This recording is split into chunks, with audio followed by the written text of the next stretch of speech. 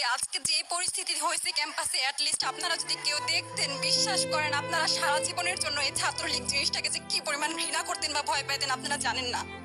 এরা আমাদের সামনে রড দিয়ে পিটায়া, ছেলেগুলারে রড দিয়ে পিটায়া একদম মাথা মরা করে ফেলছে। তারা এসে আমাদের পেছনে লুকাইছে, আমাদের বোরকার পেছনে, আমাদের ওড়নার পেছনে লুকায় বলে, আপু আমাদের একটু লুকায় রাখেন, আমাদের ওরা মাইরা ফেলবে, আমাদের বাঁচান আপু বাঁচান। আমরা তাদের ওড়না দিয়ে বোরকা দিয়ে লুকায় রাখছি, সেইখান থেকে আমাদের ধাক্কা দিয়ে ফেলে দিয়ে তাদের বের করে আবার মাথায় রড দিয়ে মারছে।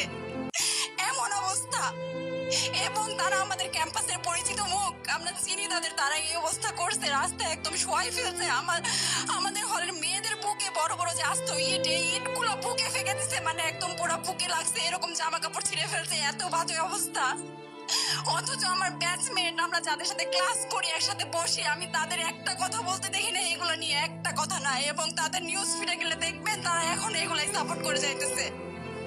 কিচ্ছু বলার নাই। আমি কেমনে চাই এই মানুষগুলোর সাথে এত বছর ক্লাস করছি, বা আমি আরো 6টা মাস কিভাবে ক্লাস করবো আমি জানি না, আমি সত্যিই জানি না।